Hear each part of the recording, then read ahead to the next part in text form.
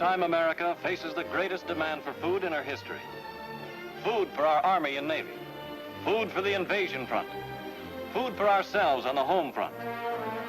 Food to help our fighting allies and the people of the Allied countries. It takes pounds of food a day to keep a soldier on the fighting front. Millions of pounds of food each day. The best way to supply our men overseas and our fighting allies with most of the foods they need is in dried form and in cans. In addition to the military, other factors affect our canned food supply. Take tin, for example. Our major peacetime sources have been cut off by the enemy. Our railroads and other transportation facilities are being taxed to their utmost, carrying munitions, armaments, war supplies, and troops. That leaves less shipping space for civilian foodstuffs. And then there's the farm labor shortage. All this means that we at home will have less canned fruits, vegetables, soups, and other processed foods for our use.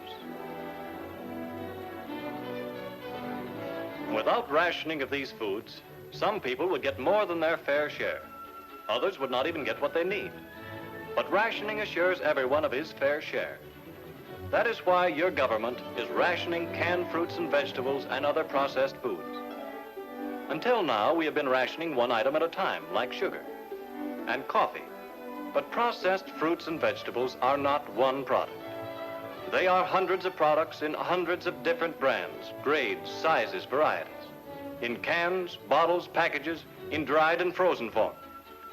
One cannot say, as in the case of sugar, each citizen will be allowed 2 cans of peaches a week or 4 cans of spinach.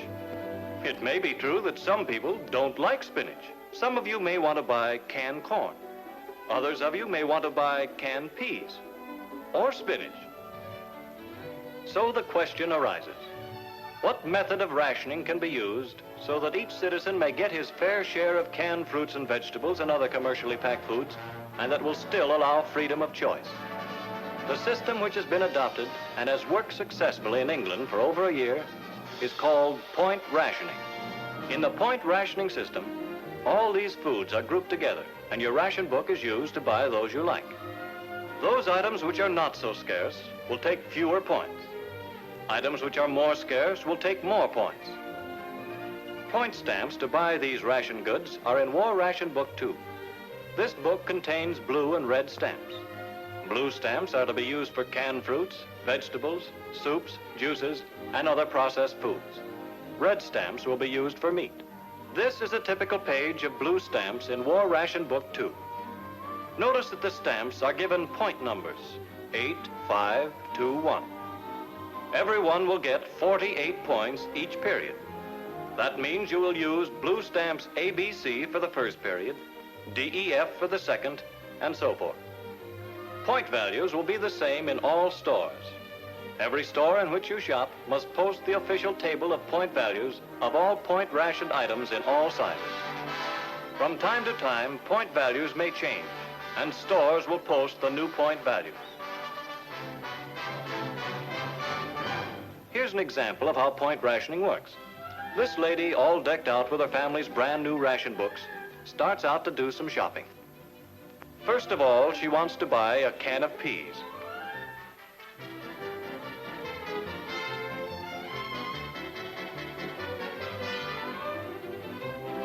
She wants to buy a can of chicken soup.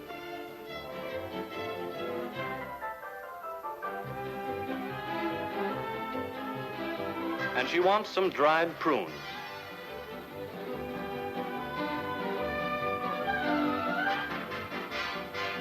Well, there's our list complete, and all that remains to be done is to tear out 14 points in stamps and pay the grocer.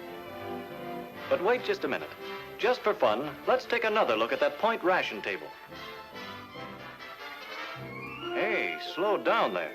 What about those string beans? Why, they're only 3 points in the size we want. If we buy those instead of peas, we can save 5 points. And what's this? Fresh apples don't require any points. Well, why not buy those instead of dried prunes? And save another point. So there we are, our shopping list complete. With the same amount of goods, and with 6 points saved for future use. Smart girl. She's smart in more ways than one, too. Because she used her large stamps first, wisely saving her small ones for low-point purchases later on. Because she shops early in the day and so helps her grocer. Because wherever possible, she substitutes unrationed fresh fruits and vegetables for canned or processed ones. This is point rationing. This is the way to assure everyone here at home an equal opportunity to get the same fair share. This is the way to assure food for our fighting men and for our fighting allies. Share and share alike is the American way to victory.